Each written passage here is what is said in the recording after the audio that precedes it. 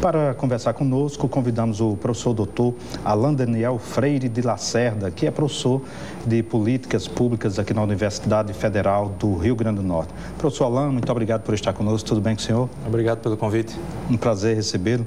Professor, qual a sua leitura da conjuntura política atual no Rio Grande do Norte, onde 5 candidaturas se apresentam e uma candidatura, no caso do deputado Henrique Eduardo Alves, ela se coloca com um palanque envolvendo todos os ex-governadores, com uma grande força política, inclusive esse é o slogan dele, usa a palavra força. Qual o seu olhar sobre como é que o senhor vê essa conjuntura?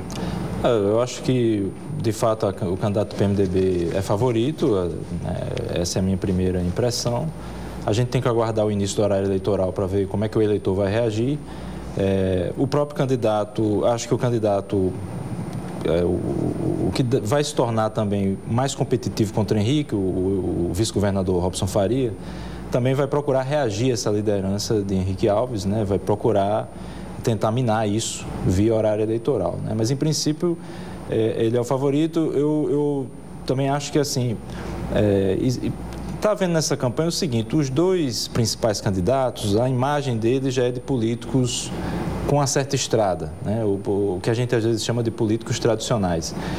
Então, isso faz com que o eleitor meio que empate os 2 nesse quesito, né? E aí o eleitor vai buscar, talvez, quem tem mais força, e por isso é uma vantagem embutida na candidatura de Henrique, essa capacidade que ele teve de neutralizar a candidatura da ex-governadora Vilma de Faria, né, vice-prefeita da cidade, né? Ela foi incorporada na vaga do Senado e ele neutralizou outras forças e fez essa articulação muito ampla, né? Mas isso também tem um custo aí, tem eleitores que não gostam desse tipo de articulação, chama de acordão. Então, isso é um primeiro ponto, né? O que ele tem de diferencial a mostrar é essa capacidade, né, de articulação que ele tem. Eu também acho assim, é bom olhar também nessa conjuntura eleitoral, né, os 3 pequenos candidatos. Eu não acho que eles vão interferir muito nesse jogo, assim, em termos de eventualmente mudar as posições. Mas, né, provocar um segundo turno, por exemplo? Exato, porque a minha impressão é que os 3 eles têm que mostrar isso no horário eleitoral, mas eu acho que os 3 candidatos do PSOL, do PSTU e, se não me engano, do PSL, eles podem crescer um pouco e somados chegar em 10% das intenções de voto, e isso pode fomentar um segundo turno. Segundo turno é outra eleição mesmo, como se diz? Eu acho que essa frase às vezes é meio forçada, né? Porque você pega a maioria das disputas de segundo turno no Brasil, o primeiro colocado do primeiro turno ganha, né? Então, eu diria que é outra eleição quando ocorre a virada, né? Mas se não ocorre a virada, não deixa de ser uma outra eleição, porque de fato o horário eleitoral fica igual, o eleitor vai se reposicionar, mas a tendência é que o eleitor que votou votou no candidato no primeiro, repita esse voto. A discussão aí fica na força de quem perdeu. Dos demais. Para onde vão os que perderam? Né? O eleitor que votou no terceiro, no quarto colocado, e qual é a dimensão desse eleitorado, né? A virada pode ocorrer, é possível, já ocorreu em algumas disputas, não para presidente, mas para governador e prefeito já ocorreu. Mas eu diria que é outra eleição se ocorre a virada, porque se não ocorre, ela é, na verdade, uma continuidade em que você vai ter um reposicionamento dos eleitores que votaram nos candidatos que perderam. Professor, quais são os principais, na sua opinião, os principais defeitos do nosso modelo político na democracia representativa que vivemos e quais são as principais qualidades? Olha, eu acho assim, o sistema brasileiro, falando da eleição proporcional, porque eu acho que a majoritária não há muita divergência, assim, né, muito descontentamento, mas a eleição do deputado e vereador, a grande qualidade dela é que é a diversidade de candidaturas, né? Então tem gente que reclama disso, mas eu particularmente não vejo problema nisso. Você ter candidatos de diversos segmentos sociais, né? Até um Tiririca pode fazer parte disso. Eu pessoalmente não vejo assim. Tem gente que reclama dessas coisas, mas você tem uma diversidade, sindicalistas. E isso é bastante democrático. A Câmara dos Deputados renova quase metade de sua composição a cada 4 anos, né? Seja por gente deputado que decide não concorrer ou porque ele concorre e perde, né? Então, tem essa renovação. Os problemas, eu acho que é o financiamento público, e isso atinge também, aliás, muito as campanhas majoritárias. A falta do financiamento público, né? Seria isso? Eu até vou formular melhor. O financiamento público hoje, ele existe, né, nos programas de TV e o chamado fundo partidário, mas ele não cobre o grosso dos fundos de campanha. Então, há um recurso ao financiamento privado. E os escândalos políticos no Brasil sempre têm uma conexão com o Caixa 2 eleitoral, que é o dinheiro que é usado nas campanhas de fonte não declarada, né? O Caixa 2 é uma invenção empresarial, entrou no mundo da política e mistura as coisas, né? Isso precisa de algum tipo de regulação, não necessariamente proibir todo o financiamento privado, tem gente que defende, né? A minha posição seria algo mais do meio termo, mas isso é uma coisa que precisa mudar. E eu também não gosto no sistema brasileiro das coligações proporcionais. Por quê? Né?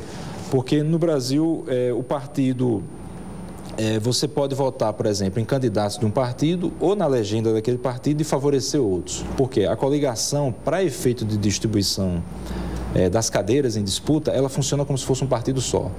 Né? Pouca gente sabe disso. Você votar na legenda no Brasil só faz sentido quando o partido não se coligou.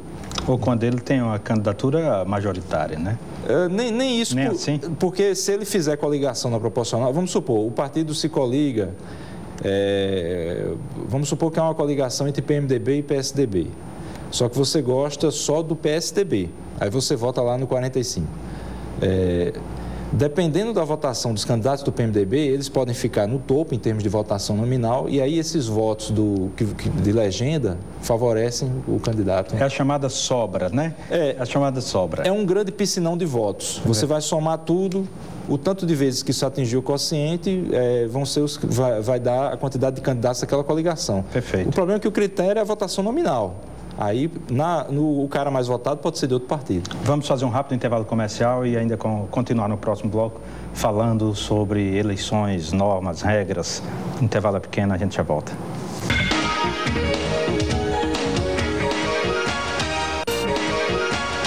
De volta ao programa Conexão Potiguar, hoje conversando com o professor doutor da Universidade Federal do Rio Grande do Norte, Alain Daniel Freire de Lacerda.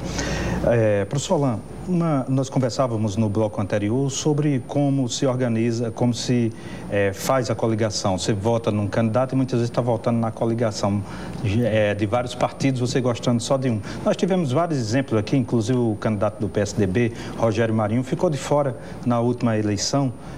E entrou o candidato Paulo Wagner, que era do PV, com muito menos voto do que ele. Isso exemplifica bem o que o senhor estava falando. Porque o candidato Wagner, ele entrou ali na última vaga que a coligação conseguiu. Porque o que a regra eleitoral brasileira vai determinar é olhar o total de votos da coligação e ver quantas vezes ele atingiu o quociente eleitoral, que é o total de votos válidos dividido pelo número de vagas, né? Isso é o chamado quociente eleitoral.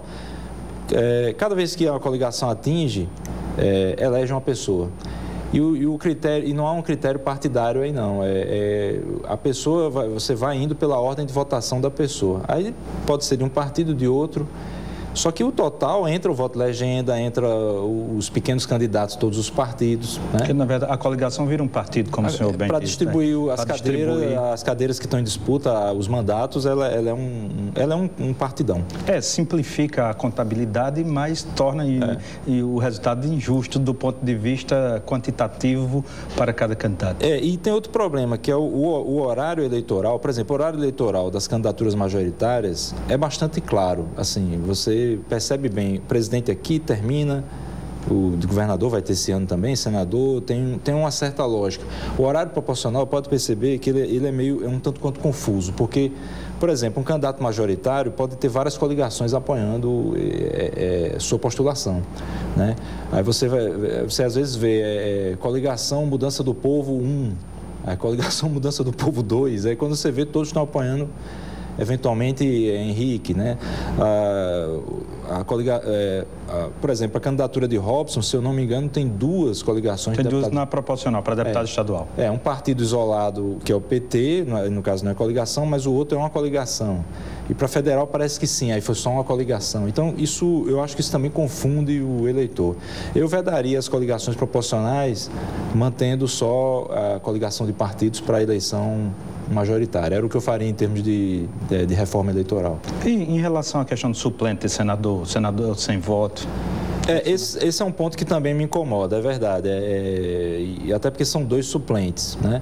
A questão é como é que muda isso, né? O suplente, de fato, é escolhido na convenção, regularmente, tudo bem, mas às vezes o suplente é um parente, um financiador de campanha, essas relações ficam obscuras, o senador vira ministro, o suplente assume, um suplente às vezes desconhecido da população, do eleitorado.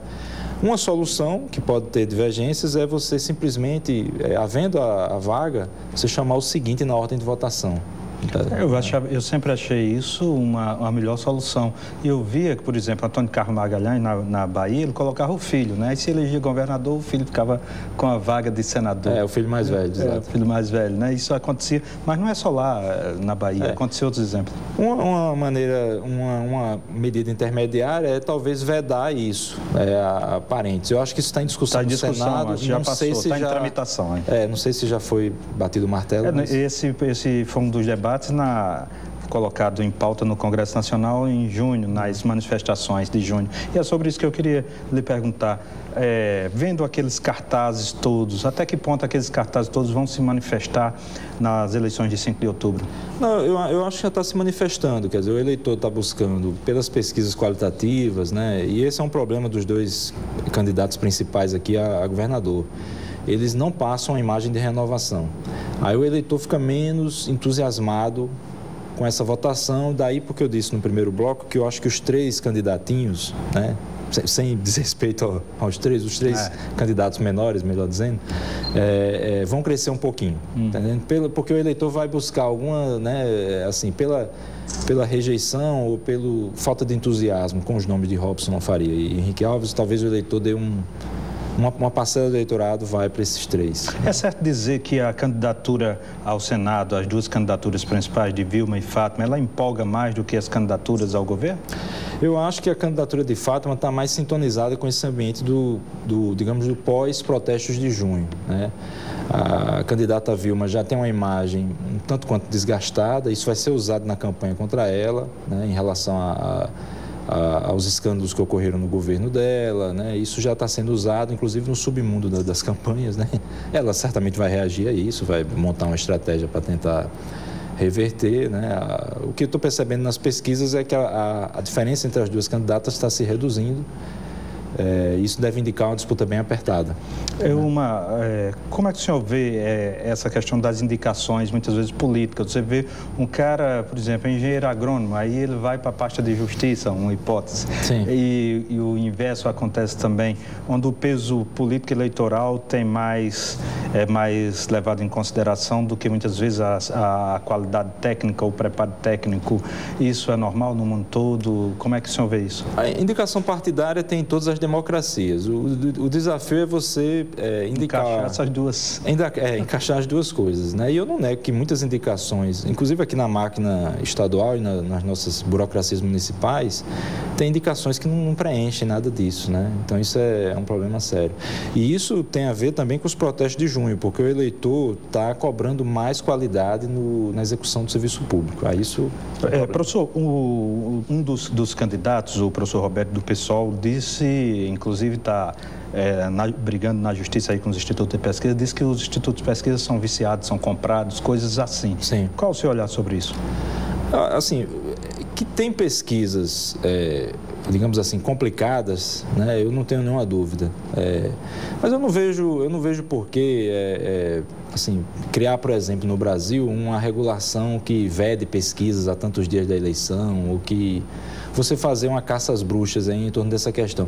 Por quê? Porque eu acho que o mercado, na medida em que vai vendo os resultados das pesquisas, né, pouco a pouco percebe quais são as sérias, quais as que não são. E elas dependem de credibilidade, né? Quando dá como se diz lá no Seridó, com os burros na água, então na outra eleição ela já não tem a mesma credibilidade, né?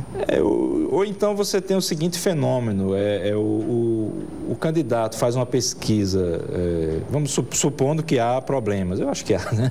Mas o candidato encomenda uma pesquisa para inglês ver e uma interna para ele saber qual é a situação real, né? Eu acho que as pessoas começam a perceber, e também isso não influencia tanto o eleitor como você pensa por aí, não. A influência é pequena, né? Mas numa eleição disputada pode fazer diferença. Se for muito disputada, sim, né? As redes sociais, nosso tempo está acabando, mas eu queria lhe perguntar, esta eleição, as redes sociais, ela pode ter uma influência decisiva, sim ou não? Eu acho que tem influência assim, os candidatos têm que se adaptar a elas, têm que usar, eu acho que está usando, mas ainda não numa escala como você vê na campanha presidencial, assim, eu estou falando das candidaturas aqui no nosso estado, mas isso está avançando. Eu só não sei se tem influência, digamos assim, no resultado da eleição para fulano ou cicrano, mas assim, a campanha muda, né? Você não pode mais se fiar só na TV e nessas carreatas que no interior são importantes ainda. Você tem que entrar onde o pessoal está, no WhatsApp, no Face, né? Aí o que muda é a forma da campanha. Professor Alain Daniel Freire de Lacerda, da Universidade Federal do Rio Grande do Norte, queria agradecer a sua presença, lhe passar o Jornal Potiguar Notícias, que está nas melhores bancas, e também a revista dos 10 anos deste programa de TV, o Conexão Potiguar. Muitíssimo obrigado. Tá, obrigado pelos presentes. Muitíssimo obrigado, agradeço aos seus esclarecimentos, gostaria de contar outras vezes com sua presença aqui. A você que nos acompanha, muitíssimo obrigado, a gente volta já já.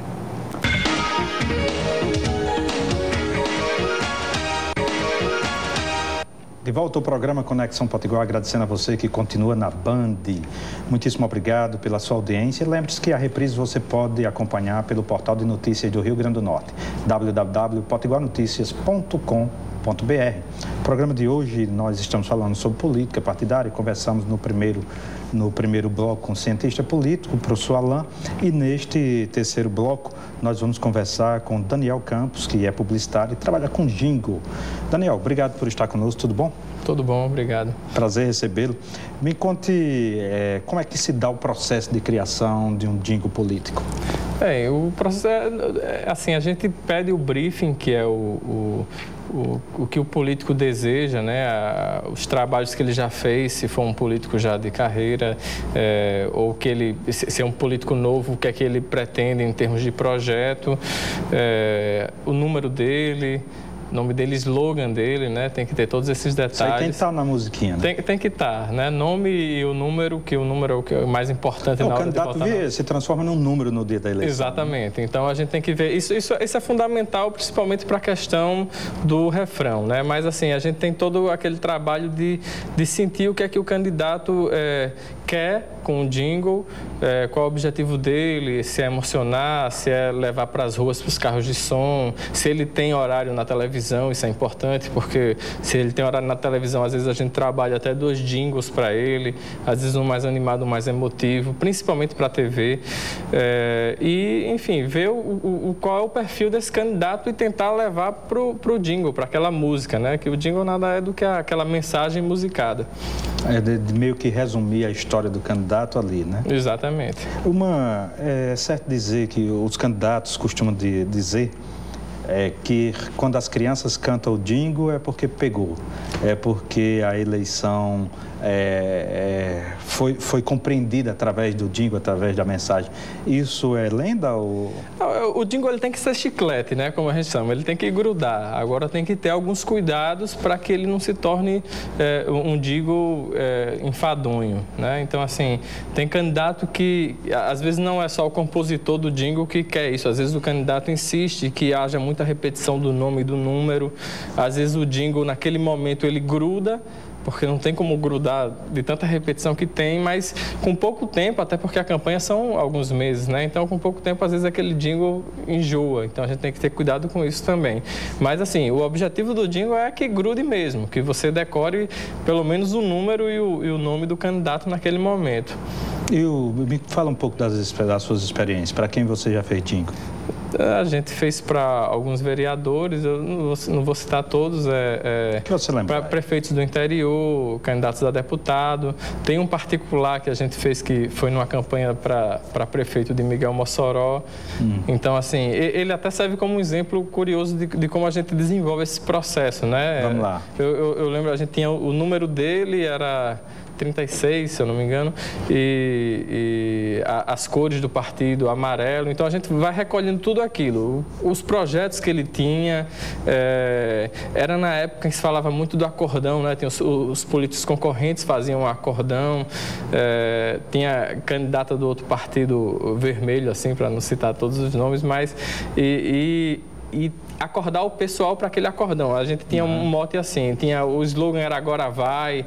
Então, tudo isso formatado, eu lembro que o jingle dele falava, ia a ver com acordar, a gente usou o galo, né? Foi um jingle um pouco divertido também, porque pelo perfil do candidato. E provocou o segundo turno, né? Na eleição, né? Exatamente, a gente colaborou com isso, mas o Agora Vai, ele desenvolve, o galo já cantou, aí os caciques não tem vez, o vermelho, que era do candidato, amarelou para a cor dele, agora é 36. Então, todos unidos para fazer Natal melhor, agora vai, que era o slogan dele, Miguel Mossoró. E aí a gente decorria com alguns projetos no decorrer do jingle. Mas tem todo esse processo, assim, tem um trabalho de articular bem as palavras, de passar um pouco dos projetos. Não necessariamente você tem que ter os projetos, mas ele tem que passar aquela imagem do candidato. O candidato às vezes nem ganha uma eleição, mas o jingle, ele fixou uma imagem, e é importante que a gente preserve a imagem do candidato, né? Aquele momento pode não ter sido do candidato, mas o jingle está preservando, está projetando aquela imagem. Como você se interessou por essa área? Como é que a política assim, entrou? Em publicidade, a gente tem várias áreas para trabalhar, né? Com arte, com jingle, etc. Eu gostei muito de ficar com a questão de jingle. Fiz jingle, inclusive, para a Band, que teve o jingle De Olho na Folia, que é o programa que tem no Carnatal. Esse jingle fui eu que compus. E aí foram aparecendo outras empresas e aí apareceu o jingle político. Depois, o primeiro jingle político levou ao interesse de outros candidatos e a gente foi formatando, foi acontecendo, né? Aos poucos, assim. Mas é um processo assim, eu particularmente não trabalho o ano todo com jingle, né? Eu faço jingles esporádicos e eu gosto desse processo de poder parar e desenvolver bem o jingle e não assim na correria de ter um atrás do outro. Por isso, assim, são bem restritos. Não tenho tantos jingles no portfólio, mas eu posso dizer que tenho o suficiente para me dedicar bem a eles, assim. E a gente está em ano eleitoral, acha que tudo é política, mas você mesmo disse aí que a iniciativa privada também precisa a publicidade na iniciativa privada, também precisa do jingle. Exatamente. Então, é constante. O jingle da iniciativa privada é constante. E agora, somando com a época de política, todo mundo que trabalha na área tem bastante trabalho para fazer. Um jingle só envolve aí 6, 7 músicos. Às vezes os candidatos não sabem, né? Às vezes vê assim, não, eu vou contratar um compositor, vou botar ele no estúdio, a pessoa faz. Claro que um músico, às vezes, toca mais de um instrumento e tem uma voz, 2 vozes, mas em geral os jingles têm assim 6, 7 pessoas no mínimo envolvidas para elaborar um jingle. É um trabalho bem bacana, bem elaborado. As redes sociais influem no que diz respeito ao trabalho, ao formato do jingle? Não. Como é que se dá? As redes sociais se tornaram um grande mecanismo de divulgar aquele jingle, né? É mais um espaço que a gente tem. Inclusive, o tempo de duração dos jingles políticos, eles costumam ser bem maiores do que os comerciais. Comerciais a gente trabalha ali para encaixar o jingle em 30 segundos, em 45 segundos, e os políticos, eles têm outros objetivos, né? Então, ele pode estar na rede social, que é um espaço livre, eu posso ter um jingle mais comprido, de 1 minuto e pouco. Se o candidato tem tempo na televisão, também ultrapassa isso. A gente pode... Rádio também é importante. Mas, assim, as redes sociais, a influência delas é no sentido em que abriu mais espaço para o jingle. Agora as pessoas podem... Um jingle, quando pega de verdade, ele praticamente se torna uma música. Um hit, né? Um hit, é. Muitíssimo obrigado pela sua entrevista. Nada. Lhe passo Daniel Campos, do Jornal Potiguar Notícias, Obrigado. que está nas melhores bancas aqui com os meirinhos, que agora são meirões do forró na capa. Lhe passo também a revista dos 10 anos do programa Conexão Potiguar. Muito obrigado. Obrigado. Muitíssimo obrigado ao publicitário Daniel Campos. Muitíssimo obrigado a você que nos acompanha aqui pela Band e também pelo portal de notícias do Rio Grande do Norte, www.potiguarnoticias.com.br. Grande abraço, até mais.